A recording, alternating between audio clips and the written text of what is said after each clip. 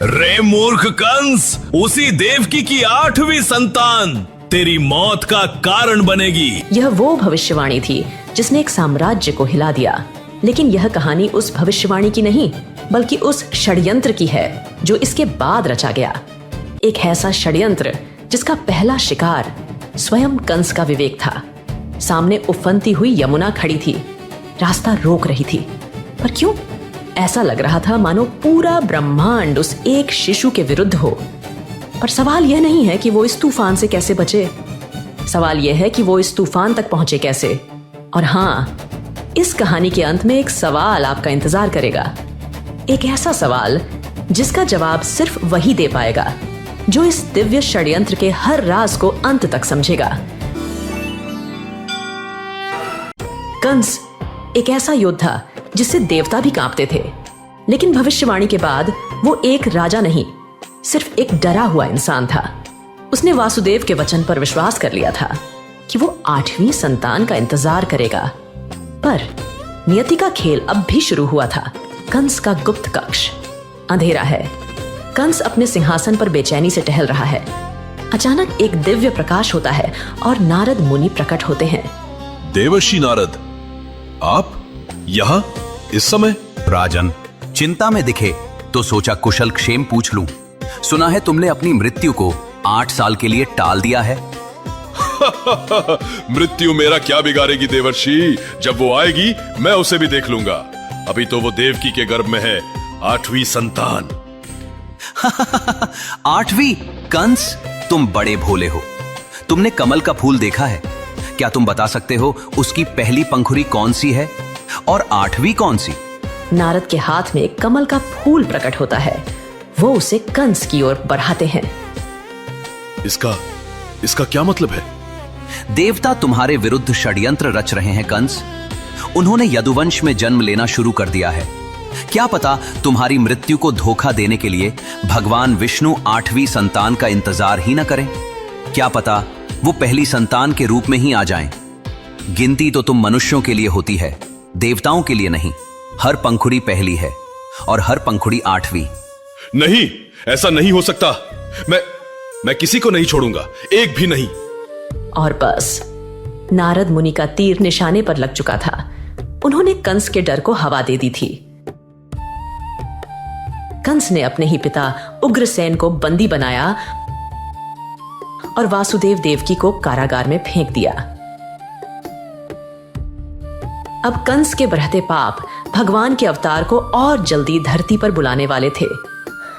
हे प्रभु, हे नारायण, अब और नहीं, ये 8वीं बार है। क्या मेरी इस कोख को कभी मातृत्व का सुख नहीं मिलेगा? क्या आपका अवतार लेने का वचन झूठा था? कुछ तो चमत्कार करो प्रभु।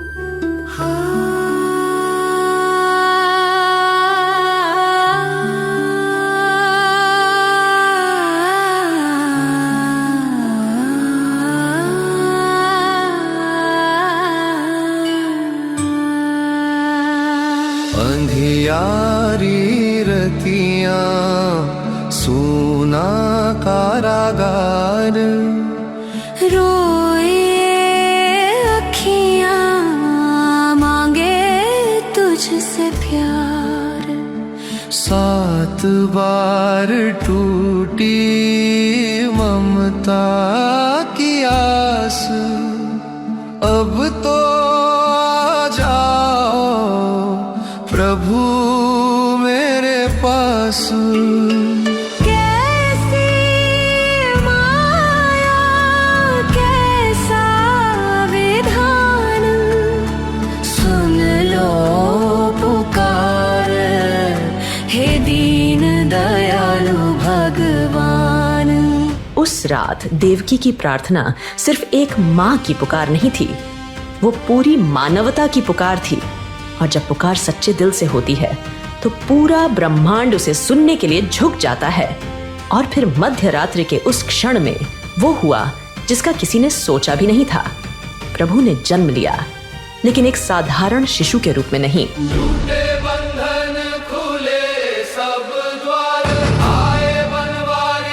जग के तारणहार, सबका पीतांबर, मुख पे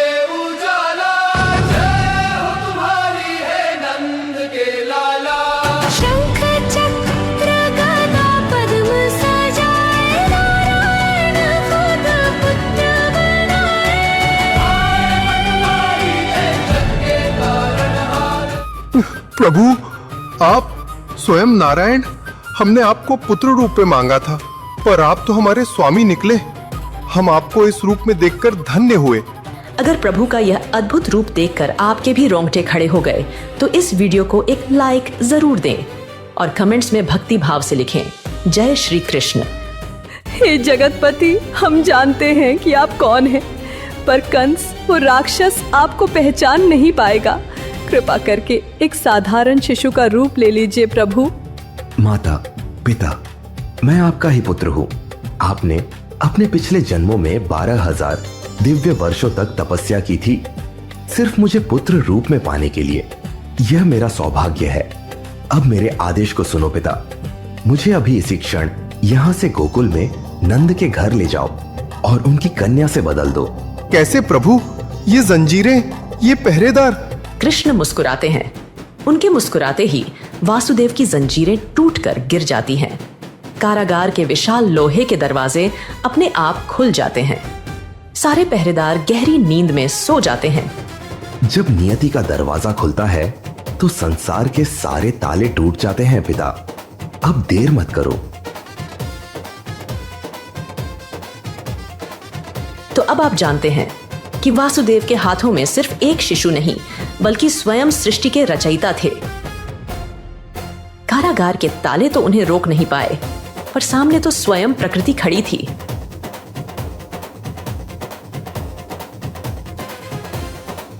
वासुदेव जैसे जैसे आगे बढ़ते हैं, यमुना का पानी और ऊंचा उठता है। एक विशालकाय शेषनाग अपने फन फैलाकर कृष्ण को बारिश से बचाते हुए उनके पीछे पीछे चल रहे हैं। यमुना में लहरें थी बेकरार, युगों से थी प्यासी पाने को प्यार। जैसे ही छुए वो चरण कमल, सफल हुई तपस्या, मिल गया फल। शांत हुई धारा, रास्ता दिया प्रभु ने चरणों से उद्धार किया। और जैसे ही प्रभु के नन्हे कमल चरणों ने यमुना के जल को छुआ, मानो नदी को उसकी सदियों की तपस्या का फल मिल गया हो। वो शांत हो गई और उसने रास्ता दे दिया।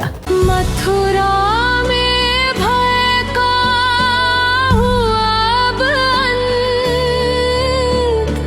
गोकुल में जन्मे श्री भगवंत। जय कन्हैया लाल की, जय हो गोपाल की। लीला है तेरी सबसे निराली। और कन्या को लेकर वापस कारागार में आते हैं। बच्ची के रोने की आवाज गूंजती है। यह सब प्रभु की योगमाया का खेल था। और तभी 8वीं संतान, और वो भी एक लड़की। पर मैं कोई मौका नहीं लूंगा। भैया रुक जाओ, ये तो एक कन्या है, इसे छोड़ दो।